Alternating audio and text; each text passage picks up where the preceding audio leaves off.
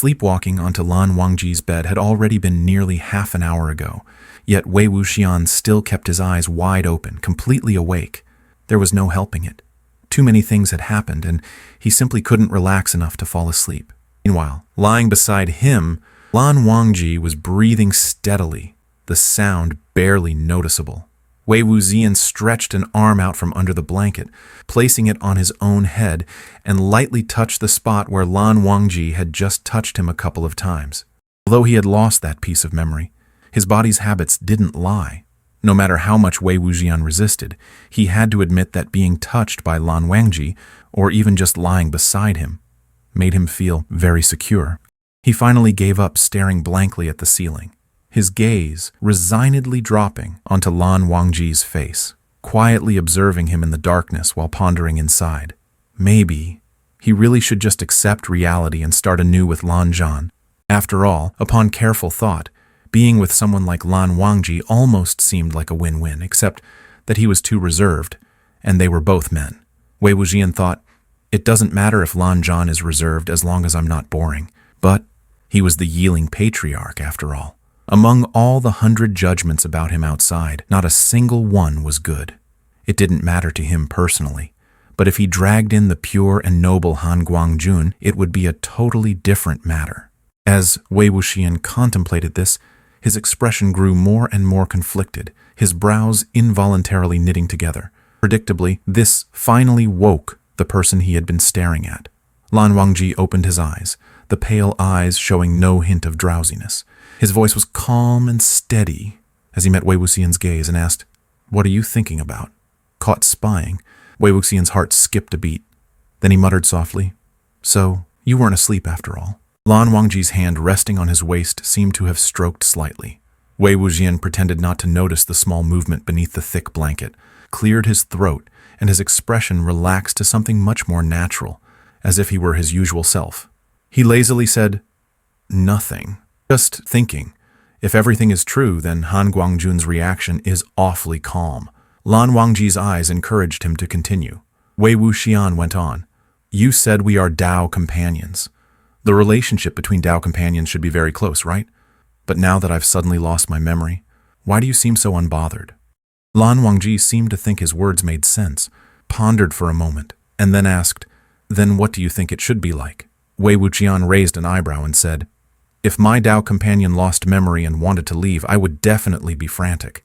I would have to tie him up with a rope, never letting him out of my sight." Lan Wangji's expression moved slightly as he retorted, "Do you want me to do that?"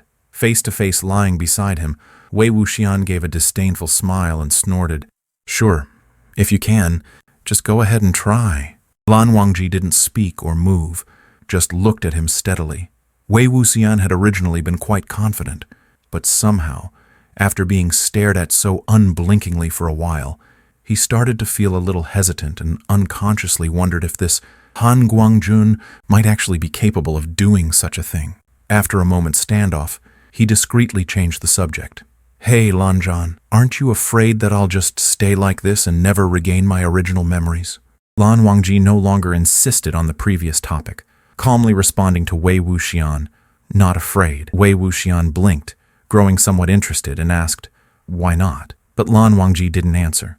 Instead, he reached out to tuck in Wei Wuxian's blanket corner, then patted the blanket lightly and softly said, "Sleep." Wei Wuxian immediately felt tricked, brusquely pulled apart the blanket that Han Guangjun had just covered him with and complained, "Lan Zhan, you don't just cut your reasoning off halfway."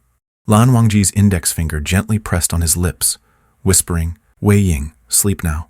When they used to copy books in the library, Lan Wangji would often mute him out of irritation at the constant noise, but even silenced, Wei Wuxian was restless, doodling, throwing paper balls at Lan Wangji, relentlessly causing trouble until the last moment.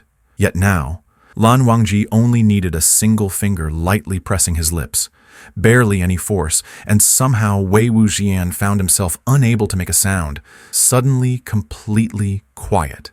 Wei Wuxian opened his mouth in a pout and bit down on the fingertip Lan Wangji placed on his lips, then angrily pulled back under the blanket, fuming to himself. How unreasonable. How did it come to this? What on earth happened over these years? While thinking, He edged a little closer to Lan Wangji again. The next morning, after waking up, no matter what, he had at least temporarily put aside his plan to escape from cloud recesses. One reason was that last night's failure dealt him a small blow. The other was that Lan Wangji had told him early in the morning that today they would be going out for a night hunt together. As he said this, Lan Wangji was trying to dress him, while Wei Wuxian was stubbornly pulling at the sleeves to prevent it.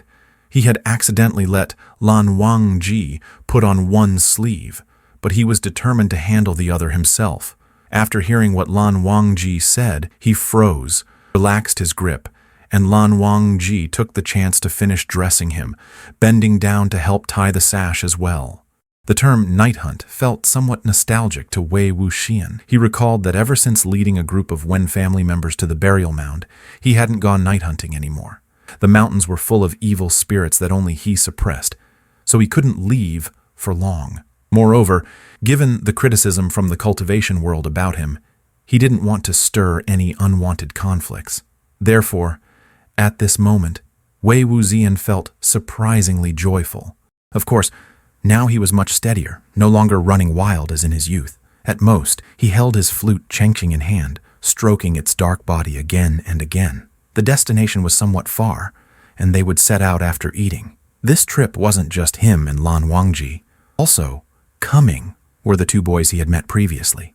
After learning from Lan Wangji that the boy called Lan Sijui was actually Wen Yuan, Wei Wuxian became particularly close to him, walking beside him and chatting all along the way, which made Lan Sijui quite flattered.